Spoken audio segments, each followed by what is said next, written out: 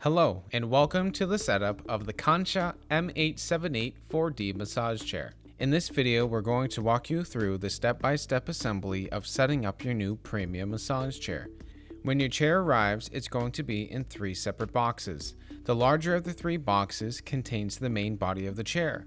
The long medium-sized box contains 2 side arm panels, and the smallest box holds the footrest.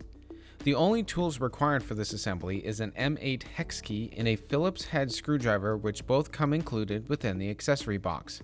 Let's start with the larger box. Once open, lift the top of the box straight up and set aside. Sitting on the chair is the accessory box. In the accessory box, we have the remote control, the remote pouch, a power cord, a Phillips head screwdriver, a hex key, spare clips and fuses, 4 washers, 2 long and small bolts, the user manual, a quick start guide, an assembly guide, and lastly the warranty card. Don't forget to register your warranty. Now let's remove any foam protective packaging surrounding the chair. Once you have uncovered the main body of the chair, unwrap the plastic and place it toward the bottom of the tray. This next step will require some assistance.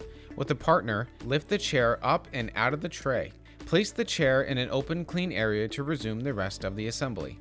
If the chair is not already in full reclined position, make sure you follow steps 2 through 4 in the assembly guide before installing the 2 side arm panels. With the body out of the box, let's unbox the 2 side arm panels. Let's start with the left arm panel. To indicate which panel is left or right, simply locate the letter corresponding each side. On the inside of the panel, we will see several important pieces of the assembly. There is the back panel pin, the nozzles for the air hoses, the arm panel clip that will rest on the chair's body rail, and the 2 screw holes to firmly connect the arm to the frame of the chair. To ensure we do not pinch any air hoses in the next step, tuck the air hoses toward the back of the frame. Starting with the left arm panel, carefully lift the arm and place the arm panel clip onto the body rail of the frame of the chair. Then guide the connecting back panel pin that we pointed out earlier and slide it into the back hook toward the back of the frame. Repeat this process to the other side of the chair. With both arm panels in position of the frame of the chair, let's insert the bolts and secure them into place. Start with the long bolt and insert it into its position near the shoulder airbags. It should align with the screw hole we pointed out on the arm of the chair earlier. Now install the shorter bolt into the screw hole near the foot of the chair. Repeat this process on the other side of the chair. With the arms securely in place, now it's time to finish each arm panel.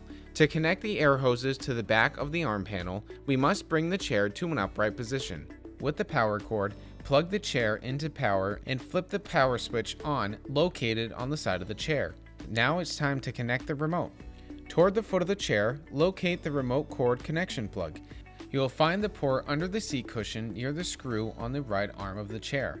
Align the pins and use the screw fastener ring built into the port to secure the remote to the base of the chair. Then, using the remote, press the power button once to power the chair on. Once the remote fully boots up, a yellow warning screen will appear. Read it thoroughly and click OK to continue. Press the power button again to reset the chair to its upright position. With the chair set to an upright position, turn the power switch off. Located underneath and to the back of the chair, locate the air hoses we tucked away into the chair previously, and from behind the chair, connect the air hoses to the air nozzles located on the back of the arm panel.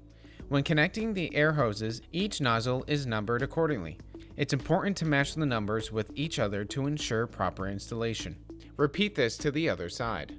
Now let's unbox the last box, which contains the footrest. Once unboxed, move the footrest close to the foot of the chair. As you can see here, there are 3 electrical plugs and 1 air nozzle that will need to be connected to their appropriate connection ports.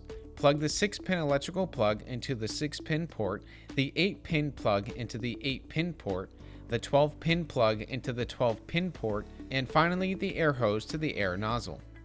Before sliding the footrest into place, there are clips on the footrest pins that will have to be removed. The trick we found to this is to use the included screwdriver and gently lift the piece of the clip that is keeping it in place, then gently slide it off the axle. Now lift the footrest and slide the footrest hinge over the pin on the body of the chair. Slide one side down the axle pin all the way. This should give you enough space to maneuver the footrest up onto the other axle pin. Then replace the clips to secure it into place. If you misplace or lose any of the clips, there are some spares in the hardware bag of the accessory box. Then zipper the closure between the footrest and the chair's body.